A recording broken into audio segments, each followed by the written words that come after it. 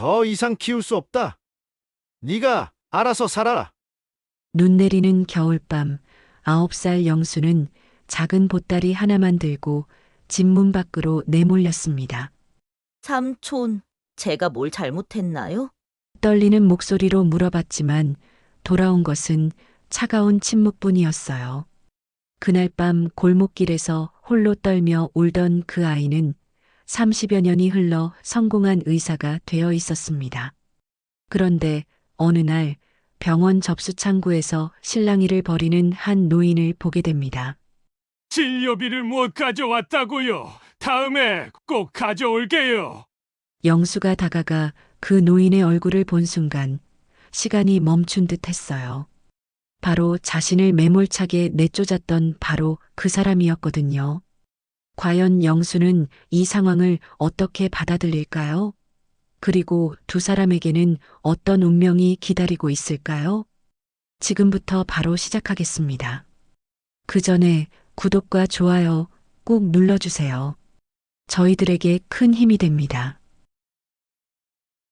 서울 시내 한복판에 자리 잡은 대형 종합병원, 새벽 6시 반이면 어김없이 하얀 가운을 입고 나타나는 사람이 있습니다.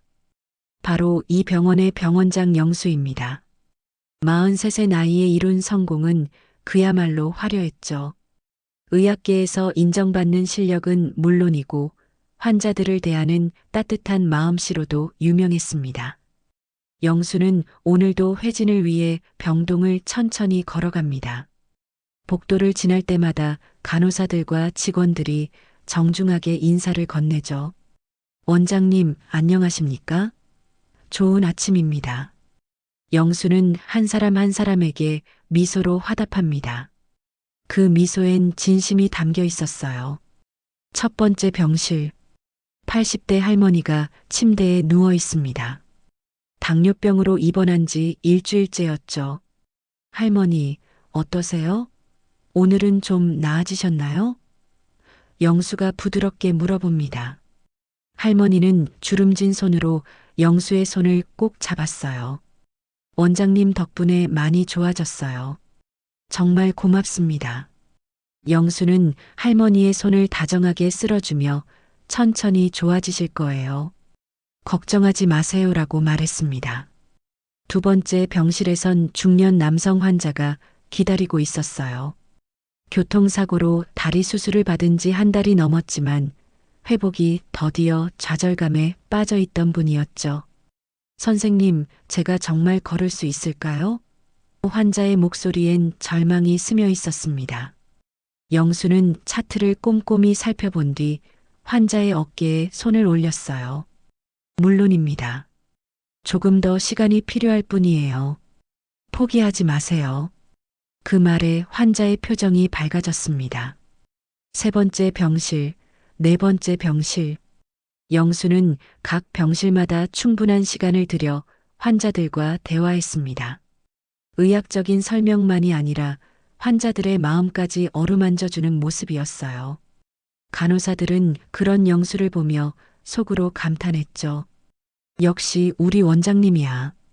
저렇게 환자 하나하나 신경 써주시는 분이 또 어디 있을까? 오전 회진을 마친 영수는 원장실로 돌아왔습니다. 넓은 사무실 한쪽 벽면엔 의학 관련 상장들과 감사패들이 빼곡히 걸려 있었어요.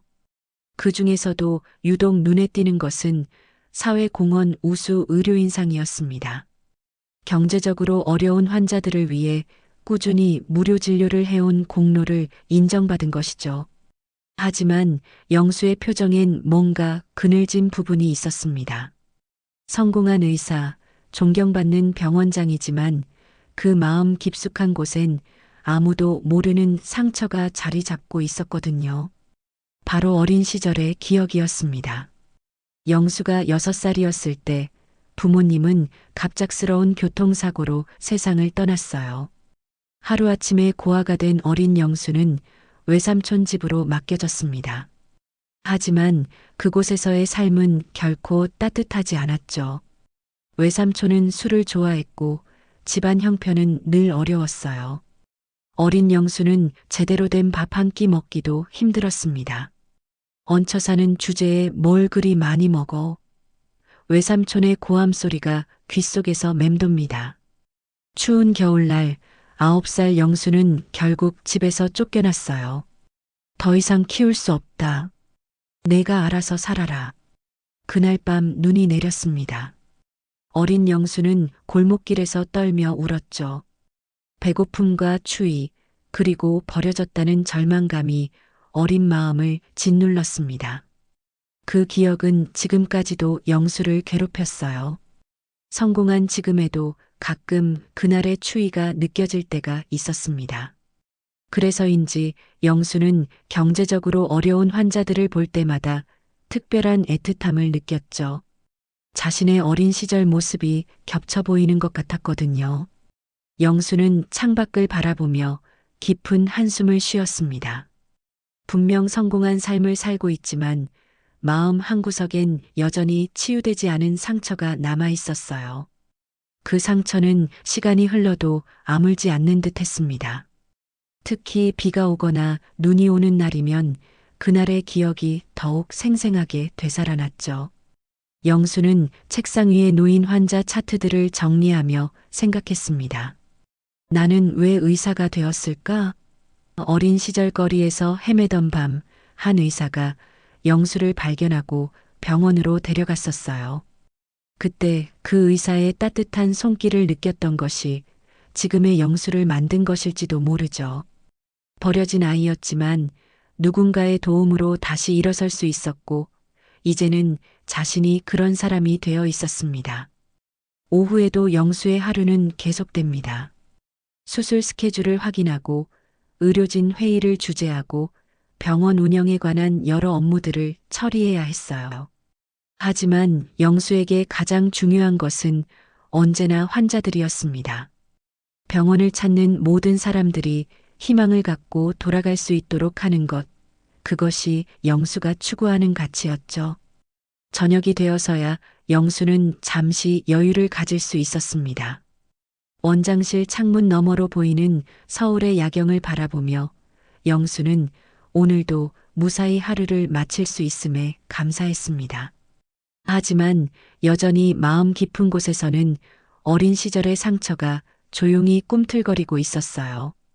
평범했던 화요일 오후, 영수는 원장실에서 다음 주 수술 스케줄을 검토하고 있었습니다. 그때 복도 쪽에서 시끄러운 목소리가 들려왔어요. 처음엔 대수롭지 않게 생각했지만 목소리가 점점 커지면서 다툼이 벌어지고 있음을 알 수 있었습니다.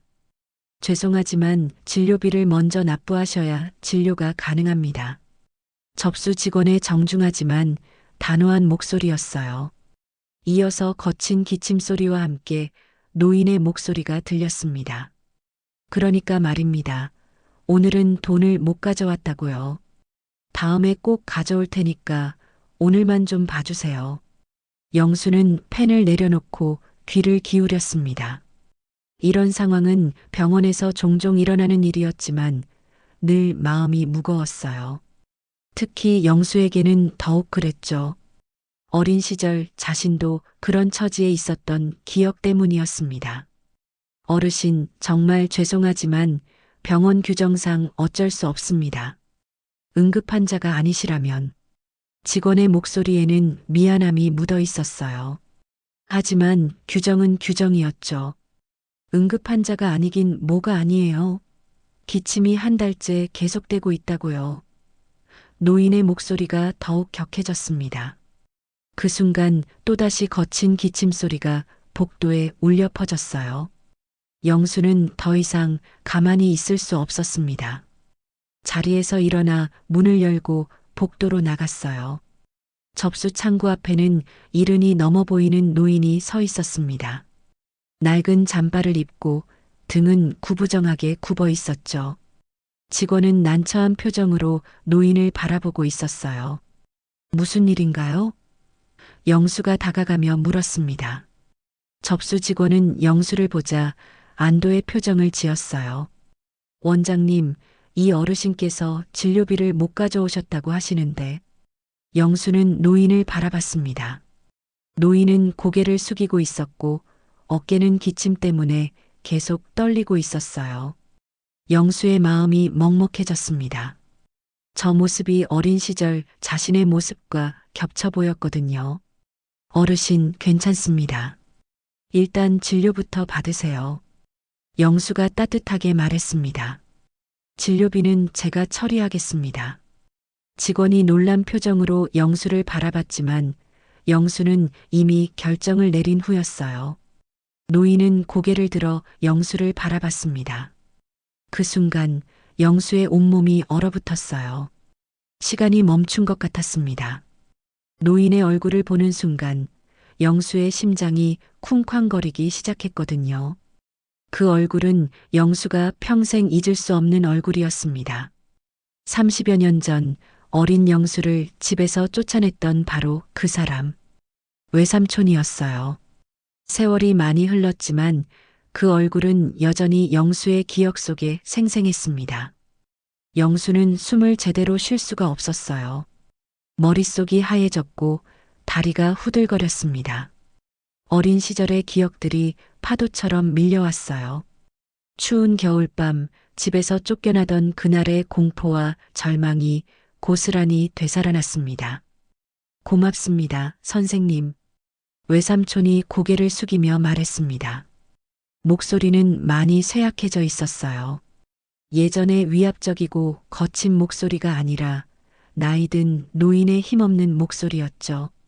정말 감사합니다. 외삼촌은 영수를 전혀 알아보지 못하고 있었습니다. 당연한 일이었죠. 9살이었던 어린아이가 이제 40이 넘은 성인이 되어 있었으니까요.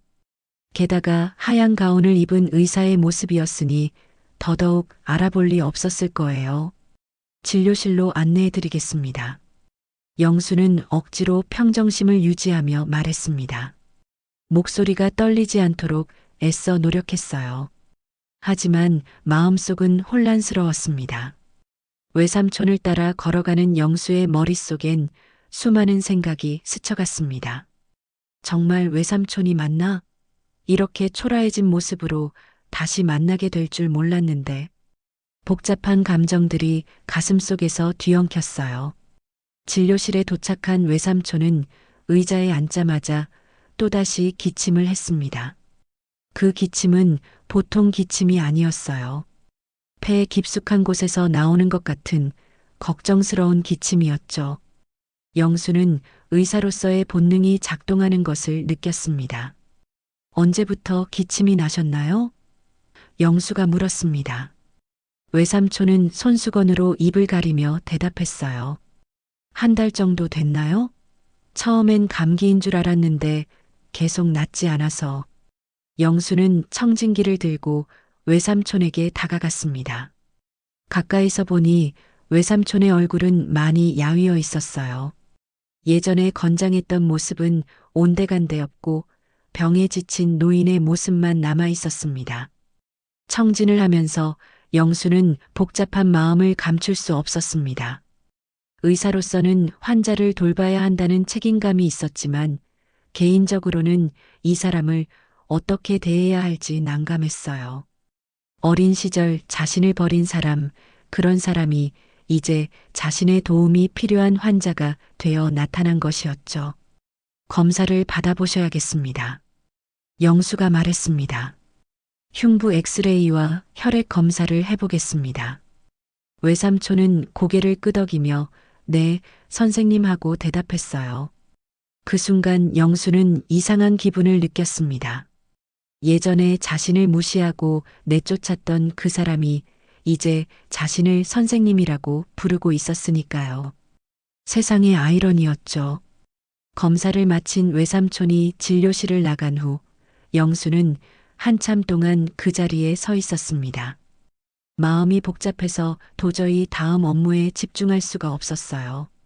손이 미세하게 떨리고 있었고 입안이 바짝 말라 있었습니다. 영수는 책상으로 돌아가 컴퓨터를 켰습니다. 오늘 진료받은 환자 명단을 확인해야 했거든요. 화면에 떠오른 목록을 하나씩 훑어보던 영수의 눈이 한 곳에서 멈췄습니다. 김철수, 만 71세. 바로 그 이름이었어요. 영수의 기억 속에 깊이 새겨진 외삼촌의 본명이었습니다. 아, 정말 맞았구나. 영수는 속으로 중얼거렸어요. 마지막 희망이라도 품고 있었던 것 같습니다. 혹시 다른 사람일 수도 있다는 그런 가느다란 희망 말이죠. 하지만 이제 확실해졌어요. 방금 전 진료실에서 만난 그 노인이 바로 어린 영수를 집에서 쫓아냈던 외삼촌 김철수였습니다. 영수는 깊은 한숨을 쉬며 등받이에 몸을 기댔어요. 머릿속이 너무나 복잡했습니다. 과거 나를 버린 사람을 나는 의사로서 어떻게 대해야 하지? 영수의 마음속에서는 서로 다른 감정들이 충돌하고 있었어요. 의사로서의 직업 정신과 개인적인 원망감이 뒤섞여 있었습니다. 그때 간호사가 노크를 하며 들어왔습니다. 원장님, 김철수 환자분 검사 결과 나왔습니다. 간호사는 엑스레이 필름과 혈액 검사 결과지를 영수의 책상 위에 올려놓았어요. 영수는 엑스레이 필름을 조명판에 걸어놓고 자세히 살펴봤습니다. 폐에 수상한 음영이 보였어요. 혈액 검사 결과도 좋지 않았습니다. 염증 수치가 높게 나와 있었죠. 영수는 의사로서의 본능으로 즉시 상황을 파악했습니다. 단순한 기침이 아니었어요. 폐렴일 가능성이 높군. 아니면 영수는 더 나쁜 경우를 생각하지 않으려 했습니다. 하지만 의사로서는 모든 가능성을 염두에 두어야 했어요. 추가 정밀 검사가 필요한 상황이었습니다. 그런데 문제는 영수의 마음이었어요. 환자가 다른 사람이었다면 아무 감정 없이 담담하게 진료할 수 있었을 텐데 하필 그 환자가 외삼촌이라니. 영수는 책상 앞에 앉아 고민에 빠졌습니다. 잠시 후 영수는 결심을 했어요. 일단 환자를 다시 불러서 검사 결과를 알려주고 앞으로의 치료 방침을 설명해야 했습니다. 그것이 의사로서의 의무였으니까요. 하지만 동시에 영수는 다른 마음도 품고 있었어요. 영수는 간호사에게 말했습니다. 김철수 환자분을 다시 진료실로 안내해 주세요. 간호사가 나간 후 영수는 잠시 마음을 다잡았어요. 어떻게 이 상황을 해결해야 할지 생각해 봤습니다. 몇 분 후 외삼촌이 다시 진료실에 들어왔습니다. 선생님, 검사 결과는 어떻게 나왔나요? 외삼촌의 목소리에는 불안함이 묻어 있었어요. 병원을 찾는 모든 환자들이 그렇듯이 검사 결과를 기다리는 마음은 조마조마했을 거예요. 영수는 차트를 보며 차분한 목소리로 말했습니다. 검사 결과를 보니 폐에 염증이 있으시네요. 단순한 감기가 아니라 폐렴으로 보입니다. 외삼촌의 얼굴이 굳어졌어요. 폐렴이라고요? 네, 입원 치료가 필요한 상태입니다. 영수가 설명했습니다. 항생제 치료를 받으시면 충분히 나아질 수 있지만 나이를 고려할 때 신중하게 치료해야 합니다. 외삼촌은 고개를 끄덕이며 말했어요. 그럼 입원비는 얼마나 될까요? 사실 형편이 넉넉하지 않아서. 목소리가 점점 작아졌습니다. 영수는 그 모습을 보며 복잡한 감정을 느꼈어요. 영수는 잠시 망설이다가 결심을 했습니다. 이제 정체를 밝힐 때가 온 것 같았어요. 혹시? 영수가 조심스럽게 입을 열었습니다. 저를 기억하십니까? 외삼촌은 고개를 들어 영수를 바라봤습니다. 네, 무슨 말씀이신지. 당황한 표정이었어요. 영수는 한 걸음 더 나아갔습니다. 30여 년 전 조카를 키우신 적이 있으셨죠? 그 순간 외삼촌의 얼굴이 하얗게 변했어요. 뭔가를 깨달은 듯한 표정이었습니다. 설마 선생님. 목소리가 떨리기 시작했어요. 네, 맞습니다. 제가 바로 그 조카 영수입니다. 영수의 목소리는 차갑고 단호했어요. 오랫동안 마음속에 품고 있던 말이었습니다. 외삼촌은 완전히 얼어붙었어요. 입을 벌린 채 영수를 바라보기만 했습니다. 아무 말도 하지 못했어요. 그 모습을 보며 영수는 이상한 만족감을 느꼈습니다. 동시에 씁쓸한 기분도 들었고요. 기억나시죠? 겨울밤에 9살짜리 아이를 집에서 내쫓으셨던 일 말입니다. 영수의 목소리에는 30여 년간 쌓인 원망이 묻어 있었어요. 외삼촌은 고개를 돌렸습니다. 영수의 눈을 제대로 쳐다볼 수가 없었어요. 손은 바들바들 떨리고 있었고 얼굴은 창백해져 있었습니다. 영수야, 정말 미안하다. 겨우 그 말만 할 수 있었어요. 영수는 외삼촌의 반응을 보며 여러 가지 감정을 느꼈습니다. 복수의 쾌감도 있었지만 동시에 허무함도 들었어요. 그토록 원망했던 사람이 이렇게 초라하고 힘없는 모습으로 자신 앞에 앉아 있으니 말이죠. 미안하다고 해서 모든 게 해결되는 건 아닙니다. 영수가 말했습니다. 하지만 지금 중요한 것은 당신의 치료입니다. 저는 의사이고 당신은 환자니까요. 외삼촌은 여전히 고개를 들지 못하고 있었어요. 과거의 잘못이 이렇게 돌아올 줄은 꿈에도 생각하지 못했을 거예요. 영수는 그런 외삼촌을 보며 생각했습니다. 이제 어떻게 해야 할까? 외삼촌이 진료실을 나간 후 영수는 홀로 남아 깊은 생각에 잠겼습니다. 방금 전의 대화가 마치 꿈같이 느껴졌어요. 30여 년 만에 다시 만난 외삼촌, 그리고 자신의 정체를 밝힌 그 순간, 영수의 마음속에는 어린 시절의 기억들이 파도처럼 밀려들기 시작했습니다. 영수가 6살이던 해겨울, 부모님을 잃은 후 외삼촌 집으로 가게 되었던 그날을 떠올렸어요. 작은 연탄집에서 외삼촌 가족과 함께 살게 된 어린 영수. 처음엔 가족이 생긴다는 기대감도 있었죠. 하지만 그 기대는 오래가지 못했습니다. 외삼촌은 일용직 일을 전전하며 생활이 불안정했어요. 게다가 술을 즐겨 마셨죠. 술에 취하면 성격이 변했습니다. 얹혀 살면서 뭘 그리 많이 먹어. 부모도 없는 놈이 뭘 그리 까다로워. 그런 말들을 어린 영수에게 서슴없이 내뱉었어요. 외삼촌의 아내, 즉 외숙모만이 유일하게 영수에게 따뜻했습니다. 몰래 밥을 더 주기도 하고 영수야, 공부 열심히 해서 훌륭한 사람이 되거라고 속삭여주기도 했어요. 하지만 외숙모도 외삼촌의 눈치를 보느라 겉으로는 영수에게 차갑게 대할 수밖에 없었습니다. 영수는 그 집에서 늘 조심스러웠어요. 밥을 먹을 때도, 잠을 잘 때도, 심지어 화장실을 갈 때도 눈치를 봐야 했습니다. 다른 아이들처럼 마음껏 뛰어놀거나 웃을 수 없었죠. 집에서는 항상 작아져 있어야 했어요. 학교에서 돌아오면 영수는 혼자 방 한구석에 앉아 있곤 했습니다. 숙제를 하려 해도 제대로 된 책상이 없었어요. 연필이나 공책 같은 학용품도 늘 부족했죠. 공부는 무슨 공부야. 어차피 너 같은 놈이 뭐가 되겠어? 외삼촌은 영수가 공부하는 모습을 볼 때마다 그렇게 말했습니다. 그러던 어느 겨울날이었어요.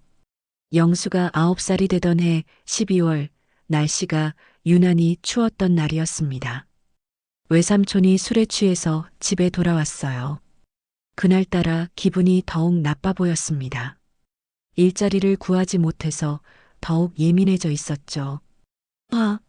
이리 와봐. 외삼촌이 영수를 불렀습니다.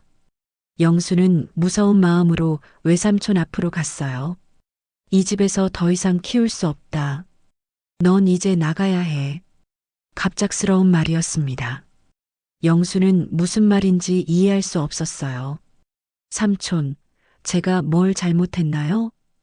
어린 영수가 떨리는 목소리로 물었습니다. 하지만 외삼촌은 이미 결정을 내린 후였어요. 잘못한 게 아니야. 그냥 우리 집 형편이 안 된다고. 내가 알아서 살 나이가 됐어. 외숙모가 말렸지만 외삼촌의 결심은 굽힐 수 없었습니다. 당신 9살짜리를 어디로 내보내려고 그래요? 그건 내가 상관할 바 아니야. 우리도 먹고 살기 힘들어 죽겠는데. 부부 사이에 말다툼이 벌어졌지만 결국 외삼촌의 뜻대로 되었어요. 그날 밤 눈이 내리기 시작했습니다. 영수는 작은 보따리 하나만 들고 집을 나서야 했어요. 외숙모가 몰래 싸준 주먹밥 2개와 1,000원짜리 지폐 한 장이 전부였습니다. 영수야, 미안하다. 꼭 살아남아라. 외숙모는 울면서 영수를 안아줬어요. 9살 영수는 눈 내리는 골목길을 걸었습니다. 어디로 가야 할지 몰랐어요. 발은 너무 추워서 감각이 없었고 배는 이미 고팠습니다. 가로등 아래서 영수는 주저앉아 울었어요. 세상에서 가장 외롭고 무서웠습니다. 그날 밤 영수는 근처 교회 예배실에서 밤을 보냈습니다. 이불 한 장 없이 추위에 떨었고 잠들 수 없었어요. 나는 왜 이런 일을 당해야 하지? 부모님은 왜 나를 두고 가셨을까? 원망과 슬픔이 어린 마음을 짓눌렀습니다. 다행히 다음 날 아침 교회를 청소하러 온 할머니가 영수를 발견했어요. 그 할머니의 도움으로 영수는 고아원에 가게 되었죠. 거기서 만난 한 의사 선생님이 영수에게 꿈을 심어 주었습니다. 영수야, 공부 열심히 해서 의사가 되어라. 그래서 어려운 사람들을 도와주는 사람이 되는 거야. 그 말이 영수의 인생을 바꿨습니다.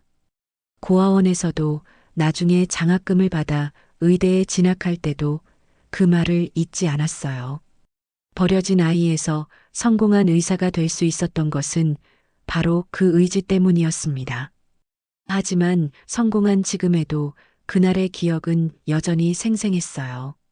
특히 눈 오는 날이면 그때의 추위와 외로움이 되살아났습니다. 외삼촌에 대한 원망도 여전했죠. 그 원망이 영수를 더욱 열심히 살게 만들었지만 동시에 마음의 상처로 남아 있었어요. 이제 그 외삼촌이 환자가 되어 자신 앞에 나타났습니다. 초라하고 병든 모습으로 말이죠. 영수는 복잡한 감정에 휩싸였어요. 의사로서는 환자를 치료해야 한다는 책임감이 있었지만 개인적으로는 여전히 원망스러웠습니다. 내가 이 사람을 어떻게 대해야 할까? 의사로서 최선을 다해야 하는 건가? 아니면 영수의 마음속에서는 서로 다른 목소리들이 계속 싸우고 있었어요. 이 갈등을 어떻게 해결해야 할지 영수는 아직 답을 찾지 못했습니다. 며칠이 지나면서 외삼촌의 상태는 점점 악화되고 있었습니다. 처음 폐렴 진단을 받고 입원 치료를 시작했지만 나이가 많은 데다 기본 체력이 약해서 회복이 더뎠어요. 더욱 심각한 것은 추가 검사 결과 폐에 농양이 생겼다는 것이었습니다. 영수는 외삼촌의 차트를 보며 깊은 한숨을 쉬었어요. 항생제 치료만으로는 한계가 있었습니다. 수술이 필요한 상황이었죠. 하지만 이른이 넘은 나이에 전신마취를 하고 수술을 받는다는 것은 상당한 위험이 따르는 일이었어요. 원장님, 김철수 환자분 상태가 더 나빠지고 있습니다. 담당 간호사가 걱정스러운 표정으로 말했어요. 열이 계속 오르고 있고 기침도 더 심해졌습니다. 영수는 고개를 끄덕이며 병실로 향했습니다. 병실에 들어서자 외삼촌이 침대에 누워 거친 숨을 쉬고 있었어요. 얼굴은 열 때문에 붉어져 있었고 기침을 할 때마다 몸 전체가 흔들렸습니다. 영수는 의사로서 즉시 상황을 판단했어요. 이대로 두면 위험할 수 있었습니다. 상태가 어떠세요? 영수가 물었습니다. 외삼촌은 힘겹게 눈을 뜨며 대답했어요. 숨이 점점 더 답답해지네요. 목소리도 많이 약해져 있었죠. 영수는 청진기로 다시 한번 폐소리를 들어봤습니다. 상황이 심각했어요. 농양이 더 커진 것 같았습니다. 수술을 받으셔야 할 것 같습니다. 영수가 조심스럽게 말했어요. 하지만 가족분들의 동의가 필요합니다. 외삼촌의 얼굴이 어두워졌어요. 가족 동의라. 그는 잠시 말을 잇지 못했습니다. 영수는 외삼촌에게 가족이 있다는 사실을 알고 있었어요. 입원 당시 응급연락처에 적힌 전화번호들이 있었거든요. 자녀분들께 연락을 드려보겠습니다. 영수가 말했습니다. 외삼촌은 고개를 절레절레 흔들었어요. 소용없을 거예요. 애들이 나를 싫어하거든요. 그 말에는 깊은 후회가 담겨 있었습니다. 영수는 외삼촌을 떠나 간호사실로 갔습니다. 김철수 환자 가족들에게 연락해 보세요. 수술 동의서를 받아야 합니다. 간호사는 고개를 끄덕이며 전화를 걸기 시작했어요. 첫 번째로 연락한 것은 외삼촌의 큰아들이었습니다. 전화를 받은 목소리는 차갑기 그지없었어요. 아버지가 수술을 받아야 한다고요? 죄송하지만 저희는 관여하지 않겠습니다. 하지만 생명이 위험한 상황입니다. 간호사가 설득해봤지만 소용없었어요. 아버지는 저희를 버리고 사셨어요. 어머니가 돌아가신 후에 재혼하시면서 저희와 연락을 끊으셨죠. 이제 와서 가족 운운하시면 곤란합니다. 큰아들의 목소리에는 오랜 원망이 묻어 있었습니다. 둘째 아들에게도 연락해봤지만 반응은 마찬가지였어요. 저희 아버지는 이미 오래전에 돌아가신 걸로 알고 있습니다. 법적으로는 부자지간이겠지만 감정적으로는 남남이에요. 딸에게 연락해봐도 상황은 달라지지 않았습니다. 아버지 때문에 얼마나 고생했는지 아세요? 이제 와서 도와달라고 하시면 안 됩니다. 영수는 이 소식을 들으며 복잡한 감정에 휩싸였어요. 외삼촌이 자신의 자녀들로부터도 버림받았다는 사실이 의외였습니다. 어린 시절 자신을 버린 그 사람이 결국 자신의 친자식들로부터도 같은 대우를 받고 있었던 것이죠. 인과응보라는 말이 정말 맞는 건가? 영수는 생각했습니다. 외삼촌이 과거에 저질렀던 일들이 부메랑이 되어 돌아온 것 같았어요. 하지만 동시에 측은한 마음도 들었습니다. 그때 병원 이사회에서 연락이 왔습니다. 영수 원장님, 잠깐 이사회실로 와주시겠어요? 무슨 일인지 짐작이 갔어요. 아마도 외삼촌 건으로 호출한 것 같았습니다. 이사회실에 들어서자 몇 명의 이사들이 심각한 표정으로 앉아 있었어요. 원장님, 김철수 환자 건으로 얘기가 좀 나왔는데요. 이사장이 입을 열었습니다. 개인적인 감정이 진료에 영향을 주고 있다는 우려가 있습니다. 무슨 말씀이신지 잘 모르겠습니다. 영수가 대답했지만 사실 무슨 말인지 알고 있었어요. 병원 내에서 이미 소문이 난 것 같았습니다. 영수와 외삼촌 사이의 관계 말이죠. 가족들이 수술을 거부하고 있는 환자에게 원장님이 직접 나서서 치료하고 계시다고 들었습니다. 혹시 사적인 감정에 휘말리고 계신 건 아닌가요? 다른 이사가 물었어요. 영수는 잠시 말을 잃었습니다. 어떻게 대답해야 할지 몰랐어요. 사실이었으니까요. 하지만 동시에 의사로서의 소신도 있었습니다. 환자는 환자일 뿐입니다. 저는 의사로서 최선을 다하고 있을 뿐이에요. 하지만 병원 경영을 생각해 봐야 합니다. 가족들이 비용 지불을 거부하면 누가 책임지시겠어요? 괜히 사적인 감정에 휘말리지 마세요. 이사장의 말이 영수의 가슴을 찔렀어요. 영수는 이사회실을 나와 복도를 걸으며 생각했습니다. 과연 자신이 올바른 선택을 하고 있는 것일까? 외삼촌에 대한 개인적인 감정 때문에 판단력이 흐려진 건 아닐까? 병실로 돌아온 영수는 외삼촌을 바라봤습니다. 더욱 힘들어하는 모습이었어요. 산소 마스크를 쓰고 있었죠. 간호사가 다가와서 속삭였습니다. 원장님, 상태가 더 악화되고 있어요.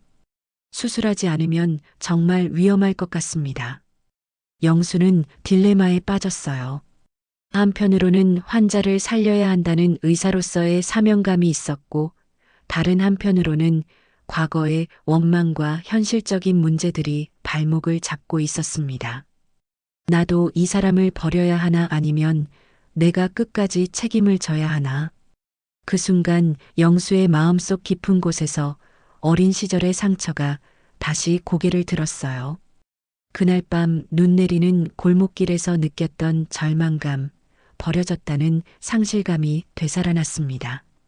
모든 것이 흔들리는 느낌이었어요. 밤이 깊어가는 병원 복도, 영수는 외삼촌의 병실 문 앞에서 한참을 서 있었습니다. 손에는 수술 동의서가 들려 있었어요. 가족들이 모두 거부한 상황에서 결국 영수 자신이 보호자 역할을 해야 하는 상황이 된 것이죠. 병실 안에서는 외삼촌의 거친 숨소리가 들려왔습니다. 산소 농도가 떨어져서 인공호흡기까지 착용한 상태였어요. 의학적으로 보면 더 이상 미룰 수 없는 상황이었습니다. 하지만 영수의 마음은 여전히 복잡했어요. 정말 이 사람을 구해야 할까? 영수는 속으로 중얼거렸습니다. 어린 시절 자신을 버린 사람, 그 사람을 위해 자신이 나서야 한다는 것이 아이러니하게 느껴졌어요. 복수할 절호의 기회일 수도 있었죠. 아무것도 하지 않으면 외삼촌은 자연스럽게 세상을 떠날 테니까요. 그때 간호사가 다가왔습니다. 원장님, 환자분 상태가 더 악화되고 있습니다. 혈압이 계속 떨어지고 있어요. 간호사의 목소리에는 긴박함이 묻어 있었어요. 지금 결정하지 않으면 정말 위험할 것 같습니다. 영수는 고개를 끄덕이며 병실 문을 열었습니다. 외삼촌은 의식을 잃은 채 침대에 누워 있었어요. 인공호흡기의 기계음만이 병실을 채우고 있었습니다. 한때 영수를 무서워하게 만들었던 그 사람이 이제는 이렇게 무력한 모습이 되어 있었죠. 영수는 외삼촌의 침대 곁으로 다가갔습니다. 가까이서 보니 외삼촌의 얼굴에는 깊은 주름이 패여 있었어요. 세월의 무게가 느껴졌습니다. 그리고 그 얼굴을 보는 순간 영수의 마음속에 잊고 있던 기억 하나가 떠올랐어요. 바로 외숙모의 기억이었습니다. 외삼촌의 아내였던 외숙모는 영수에게 유일하게 따뜻했던 사람이었죠. 외삼촌이 술을 마시고 영수를 혼낼 때마다 외숙모는 몰래 영수를 챙겨줬었어요. 영수야, 여기 따뜻한 우유 있다. 몰래 마셔라. 추운 겨울날 밤 외숙모가 몰래 가져다 준 우유 한 컵. 그 온기가 어린 영수의 몸과 마음을 따뜻하게 해줬었죠. 그리고 이거 몰래 먹어. 손바닥만 한 호떡 하나를 조심스럽게 건네주던 외숙모의 손길. 특히 영수가 집에서 쫓겨나던 그날 밤 외숙모가 마지막으로 해준 말이 생생하게 떠올랐어요. 영수야, 미안하다. 외숙모가 힘이 없어서 널 지켜주지 못해서 정말 미안해. 눈물을 흘리며 영수를 끌어안았던 외숙모. 하지만 꼭 기억해라. 굶지 말고 꼭 공부해라. 훌륭한 사람이 되어라. 그 한마디가 영수의 인생을 바꾼 것이었어요. 고아원에서도 힘든 공부를 할 때도 의대 진학을 위해 아르바이트를 하며 밤낮으로 노력할 때도 외숙모의 그 말이 영수를 지탱해 줬었습니다. 굶지 말고 꼭 공부해라. 그 말이 지금의 영수를 만든 것이죠. 영수는 문득 깨달았습니다. 자신이 의사가 될 수 있었던 것은 단순히 외삼촌에 대한 원망 때문만이 아니었다는 것을요. 외숙모의 사랑과 격려, 그리고 어려운 사람들을 돕고 싶다는 순수한 마음 때문이었어요.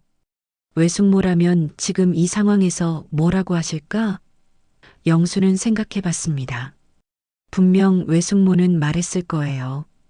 영수야, 원망은 이제 그만하고 의사로서 해야 할 일을 해라.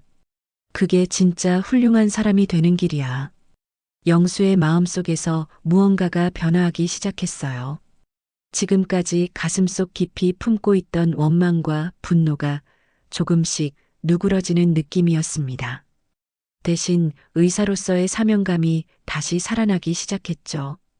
외삼촌의 호흡이 더욱 거칠어졌습니다. 시간이 얼마 남지 않았다는 것이 느껴졌어요. 영수는 더 이상 망설일 수 없었습니다. 개인적인 감정을 떠나서 지금 자신 앞에 있는 것은 도움이 필요한 환자였어요. 간호사님, 수술실을 준비해 주세요. 영수가 결연한 목소리로 말했습니다. 지금 당장 수술을 시행하겠습니다. 간호사는 놀란 표정을 지었어요. 하지만 가족 동의서가 제가 책임지겠습니다. 영수가 단호하게 대답했습니다. 응급 상황에서는 의사의 판단으로도 수술이 가능합니다. 지금 당장 준비해 주세요. 영수는 수술 동의서에 자신의 서명을 했습니다. 그 순간 마음속이 한결 가벼워지는 느낌이었어요. 이제 복잡한 감정들은 뒤로하고 의사로서 최선을 다하면 되는 것이었죠. 수술실로 가는 길에서 영수는 마음속으로 다짐했습니다. 나는 과거를 넘어서겠다. 이건 복수가 아니라 내 선택이다. 의사로서 그리고 인간으로서 올바른 선택을 하는 것이다. 영수는 이제 이해했어요. 원망만으로는 아무것도 바뀌지 않는다는 것을. 진정한 성숙은 과거의 상처를 딛고 일어서서 더 큰 사랑을 실천하는 것이라는 걸 깨달았죠. 외숙모가 자신에게 보여줬던 그 무조건적인 사랑처럼 말이에요. 수술실 문 앞에 선 영수는 깊게 숨을 들이마셨습니다. 이제 시작이었어요. 과거의 상처를 치유하고 진정한 의사로서 거듭나는 순간이었죠. 외삼촌을 살리는 것은 동시에 자신의 마음속 상처를 치유하는 일이기도 했습니다. 이제 시작해 볼까요? 영수가 수술실로 들어가며 말했습니다. 그의 목소리에는 확고한 결의가 담겨 있었어요. 어린 시절 버려진 그 아이는 이제 진정으로 어른이 되어 있었습니다. 원망 대신 사랑을 선택하는 진짜 성숙한 어른으로 말이죠. 수술실의 차가운 공기가 영수의 얼굴을 스쳤습니다. 하얀 수술복을 입고 마스크를 쓴 영수는 손을 깨끗이 소독한 후 수술용 장갑을 끼웠어요. 수술실 안에는 각종 의료진들이 분주하게 움직이고 있었습니다. 환자 상태는 어떤가요? 영수가 마취가 의사에게 물었습니다. 혈압이 많이 떨어져 있고 맥박도 불규칙합니다. 상당히 위험한 상태예요. 마취가 의사의 대답에 수술실 분위기가 더욱 긴장감으로 가득해졌어요.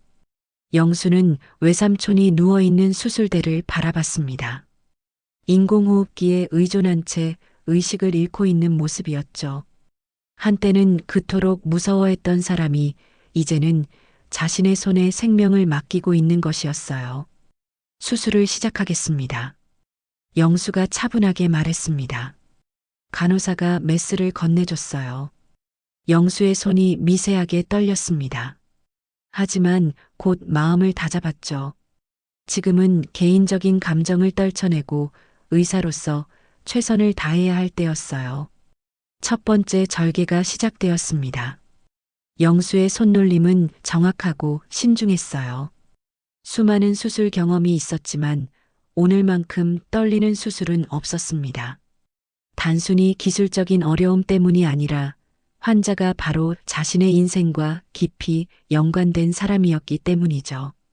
폐 상태가 생각보다 심각하네요. 영수가 속으로 중얼거렸습니다. 농양이 상당히 커져 있었어요. 감염이 광범위하게 퍼져 있었습니다. 이대로 두었다면 폐혈증으로 이어져 정말 위험했을 거예요. 흡입기 주세요. 영수가 간호사에게 말했습니다. 고름과 감염 물질들을 조심스럽게 제거해야 했어요. 한 번의 실수도 용납될 수 없는 상황이었습니다. 영수의 이마에 땀방울이 맺혔어요. 수술이 진행되면서 예상치 못한 상황이 벌어졌습니다. 원장님, 출혈이 있습니다. 보조의사가 긴급하게 외쳤어요. 폐동맥 주변에서 출혈이 시작된 것이었습니다. 수술실 분위기가 순식간에 응급 상황으로 바뀌었어요. 지혈경자. 영수가 재빠르게 외쳤습니다. 손놀림이 더욱 빨라졌어요. 출혈 부위를 찾아 신속하게 지혈해야 했습니다. 혈압이 급격히 떨어지고 있어요. 마취가 의사가 알렸습니다. 영수의 심장이 빨리 뛰기 시작했어요. 이 순간 실수하면 환자는 수술대에서 죽을 수도 있었습니다. 안 된다. 절대 안 돼. 영수는 마음속으로 되뇌었어요. 개인적인 원망과는 별개로 지금 이 순간 자신은 생명을 구하는 의사였어요. 수혈 준비하세요. 영수가 지시했습니다. 동시에 출혈 부위를 정확히 찾아 지혈을 시도했어요. 몇 분간의 긴박한 상황이 이어졌습니다. 수술실 안에 모든 사람들이 숨을 죽이고 있었어요. 지혈되었습니다. 드디어 영수가 안도의 한숨과 함께 외쳤어요. 위기는 넘어간 것 같았습니다. 하지만 아직 수술이 끝난 것은 아니었죠. 농양 제거 작업이 남아 있었어요. 영수는 더욱 조심스럽게 손을 움직였습니다. 감염 부위를 깨끗하게 제거하고 항생제 용액으로 세척했어요. 1시간, 2시간. 시간이 흘러갔습니다. 영수의 등에는 땀이 흠뻑 배어 있었어요. 거의 다 끝나갑니다. 영수가 말했습니다. 마지막 봉합 작업에 들어갔어요. 한 땀 한 땀 정성스럽게 꿰매어 갔습니다. 그 순간 영수는 이상한 감정을 느꼈어요. 단순히 환자를 치료하는 것 이상의 의미가 있는 것 같았어요. 수술 완료입니다. 영수가 마지막 실을 자르며 말했습니다. 수술실에 있던 모든 의료진들이 안도의 한숨을 쉬었어요. 성공적인 수술이었습니다. 영수는 잠시 손을 멈추고 외삼촌의 얼굴을 바라봤어요. 회복실로 이송하겠습니다. 간호사들이 외삼촌을 옮기기 시작했어요. 영수는 뒤따라가며 생각했습니다. 이제 외삼촌이 의식을 되찾을 때까지 기다려야 했어요. 과연 어떤 모습일까? 몇 시간 후 회복실에서 외삼촌이 천천히 의식을 되찾았습니다. 눈을 뜨자마자 주위를 둘러보며 상황을 파악하려 했어요. 영수가 침대 곁에 앉아 있는 것을 보고 놀란 표정을 지었습니다. 수술 잘 끝났나요? 외삼촌이 힘겹게 물었어요. 목소리는 여전히 약했지만 의식은 또렷했습니다. 영수는 고개를 끄덕였어요. 네, 성공적으로 끝났습니다. 이제 회복만 하시면 됩니다. 외삼촌은 잠시 천장을 바라보다가 영수를 다시 바라봤어요. 그리고 갑자기 눈물이 흐르기 시작했습니다. 영수야, 떨리는 목소리로 말했어요. 정말 미안하다. 어린 널 그렇게 내쫓고도 이렇게 살려줘서 나는 자격 없는 사람이었다. 영수는 외삼촌의 눈물을 보며 복잡한 감정을 느꼈어요. 원망하고 싶었던 마음이 어느새 연민으로 바뀌어 있었습니다. 그날의 상처는 제 인생을 바꿨습니다. 영수가 차분하게 말했어요. 하지만 이제 저는 의사로서 당신을 살렸습니다. 고맙다. 정말 고맙다. 외삼촌이 계속 눈물을 흘리며 말했어요. 내가 저지른 일들을 생각하면 너에게 용서를 구할 자격조차 없다는 걸 안다. 하지만 정말 미안하다, 영수야. 영수는 잠시 침묵했습니다. 30여 년간 마음속에 품고 있던 원망이 조금씩 녹아내리는 것을 느꼈어요. 과거는 이제 과거입니다. 영수가 말했어요. 중요한 것은 당신이 이제부터 어떻게 사시느냐는 것이죠. 외삼촌은 더욱 울음을 터뜨렸습니다. 평생 가슴속에 묻어두었던 죄책감이 터져 나오는 것 같았어요. 영수는 그런 외삼촌을 조용히 바라보며 생각했습니다. 복수는 결국 아무것도 해결해주지 않는다는 것을, 진정한 치유는 용서에서 시작된다는 것을 깨달았어요. 이제 좀 쉬세요. 영수가 부드럽게 말했습니다. 회복이 우선입니다. 외삼촌은 고개를 끄덕이며 눈을 감았어요. 그 얼굴에는 평화로운 표정이 스며 있었습니다. 한 달이 지난 후 외삼촌은 요양병동으로 옮겨져 천천히 회복하고 있었습니다. 수술 후 합병증 없이 깨끗하게 나아가고 있었어요. 매일 아침 영수는 회진을 돌 때마다 외삼촌의 병실에 들러 상태를 확인했습니다. 오늘 컨디션은 어떠세요? 영수가 물으면 외삼촌은 항상 고개를 숙이며 덕분에 많이 좋아졌습니다라고 대답했어요. 두 사람 사이의 대화는 여전히 조심스러웠지만 예전 같은 어색함은 많이 사라져 있었습니다. 외삼촌은 하루하루 변해가고 있었어요. 병실에서 다른 환자들을 도와주거나 간병인 일을 자청해서 하기도 했습니다. 제가 할 수 있는 일이라도 해야겠어요 라며 작은 일들을 찾아서 했죠. 과거의 잘못을 조금이라도 만회하고 싶은 마음이었을 거예요. 병원 직원들 사이에서는 영수에 대한 존경심이 더욱 깊어졌습니다. 외삼촌과의 일이 알려지면서였죠. 원장님이 개인적으로 원망할 수도 있는 상대를 직접 수술하셨다더라. 정말 대단한 분이시다. 간호사들과 의료진들은 영수를 바라보는 시선이 달라졌어요. 원장님은 진정한 지도자십니다. 수간호사가 동료들에게 말했어요. 의술뿐만 아니라 인품까지 훌륭하신 분이에요. 저런 분을 모시고 일할 수 있다는 게 정말 자랑스러워요. 그런 말들이 병원 곳곳에서 들려왔습니다. 영수 자신도 변화를 느끼고 있었어요. 외삼촌을 용서하고 나니 마음속 깊은 곳에 자리 잡고 있던 응어리가 풀어지는 것 같았습니다. 환자들을 대할 때도 예전보다 더욱 따뜻한 마음으로 대할 수 있게 되었죠. 특히 경제적으로 어려운 환자들을 볼 때면 더욱 그랬어요. 영수는 그들 속에서 어린 시절의 자신을 보았습니다. 하지만 이제는 원망이 아닌 공감과 사랑으로 그들을 대했어요. 환자들에게 영수는 단순한 의사가 아니었습니다. 삶의 희망을 돌려주는 사람이었죠. 선생님, 정말 감사합니다. 선생님 때문에 다시 살 수 있게 되었어요. 한 환자가 퇴원하면서 영수의 손을 꼭 잡으며 말했어요. 아닙니다. 환자분이 포기하지 않고 노력하셨기 때문이에요. 영수의 대답은 언제나 겸손했습니다. 어느 날 영수는 중요한 결정을 내렸습니다. 어린 시절 자신이 겪었던 그 추위와 배고픔, 그리고 절망을 다른 사람들은 겪지 않았으면 하는 마음에서였어요. 경제적으로 어려운 환자들을 위한 무료진료재단을 설립하기로 한 것이죠. 영수희망재단이라고 이름을 짓겠습니다. 영수가 이사회에서 발표했어요. 가난 때문에 치료를 포기해야 하는 환자들이 없도록 하겠습니다. 모든 사람에게 치료받을 권리가 있으니까요. 이사들은 처음엔 망설였지만 영수의 열정에 감동받아 찬성표를 던졌어요. 원장님의 뜻이라면 병원에서도 적극 지원하겠습니다. 이사장이 말했습니다. 재단 설립 소식은 언론을 통해 알려졌고 많은 사람들이 관심을 보였어요. 기부금도 생각보다 많이 모였습니다. 어려움을 겪어본 사람이 진짜 따뜻한 마음을 갖게 되는 것 같아요. 한 기부자가 남긴 메시지였죠. 외삼촌도 이 소식을 듣고 눈물을 흘렸어요.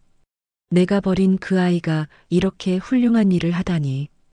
자신의 과거 행동이 더욱 부끄럽게 느껴졌을 거예요.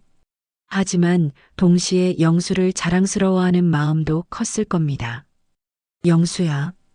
어느 날 외삼촌이 영수를 불렀어요. 내가 뭔가 도울 수 있는 일은 없을까? 재단 일이든 뭐든 말이야. 영수는 잠시 생각해 보다가 말했습니다. 그냥 건강하게 사세요. 그것만으로도 충분합니다. 영수는 이제 진정으로 마음의 평화를 찾았어요. 과거의 상처를 딛고 일어서서 그 경험을 다른 사람들을 돕는 힘으로 바꾸었죠. 버려진 아이에서 성공한 의사가 된 것도 대단했지만 원망을 용서로, 상처를 사랑으로 바꾼 것이 더욱 값진 일이었습니다. 병원 로비에는 새로운 현판이 걸렸어요. 영수 희망재단의 모토가 적혀 있었습니다. 버려진 자리에서 다시 일어선 이들이 누군가의 희망이 된다. 그 글귀를 보는 사람들마다 깊은 감동을 받았어요. 퇴원을 앞둔 외삼촌이 마지막으로 영수를 찾아왔습니다. 영수야, 내가 이제 어디서 무엇을 하며 살아야 할지 모르겠다. 영수는 잠시 생각해 보다가 말했어요. 재단에서 자원봉사를 해보시는 건 어떨까요? 경험이 있으신 분의 도움이 필요해요. 외삼촌의 눈이 반짝였어요. 내가 정말 도움이 될 수 있을까? 물론입니다. 어려움을 겪어보신 분이 다른 사람의 마음을 더 잘 이해할 수 있으니까요. 영수의 말에 외삼촌은 고개를 끄덕였습니다. 그로부터 몇 개월 후 영수 희망재단은 지역사회에서 없어서는 안 될 소중한 기관이 되었어요. 매달 수백 명의 환자들이 무료 진료 혜택을 받았고 많은 생명들이 구해졌습니다. 외삼촌도 재단에서 성실하게 봉사활동을 하고 있었어요. 경제적으로 어려운 환자들의 이야기를 들어주고 격려해주는 일을 했죠. 저도 어려운 시절을 겪어봐서 마음을 압니다. 포기하지 마세요. 그의 말에는 진심이 담겨 있었어요. 어느 저녁 영수는 병원 옥상에 올라가 서울의 야경을 바라봤습니다. 수많은 불빛들이 반짝이고 있었어요. 그 불빛 하나하나가 누군가의 인생이고 희망이라는 생각이 들었습니다. 영수는 어린 시절의 자신을 떠올렸어요. 눈 내리는 골목길에서 떨고 있던 그 아이가 이제는 수많은 사람들에게 희망을 주는 사람이 되어 있었죠. 상처는 때로는 사람을 더 강하고 따뜻하게 만든다는 것을 깨달았습니다. 영수는 미소를 지으며 중얼거렸어요. 외숙모, 약속 지켰어요. 훌륭한 사람이 되었어요. 하늘 어딘가에서 외숙모가 웃고 있을 것 같았습니다. 영수의 마음은 완전한 평화로 가득했어요. 병원으로 돌아가는 길에서 영수는 다시 한번 생각했습니다. 인생에서 진정으로 중요한 것은 과거의 상처를 어떻게 극복하느냐가 아니라 그 경험을 어떻게 다른 사람들을 위한 선물로 바꿔내느냐라는 것을 영수는 그 답을 찾았고 실천하고 있었습니다.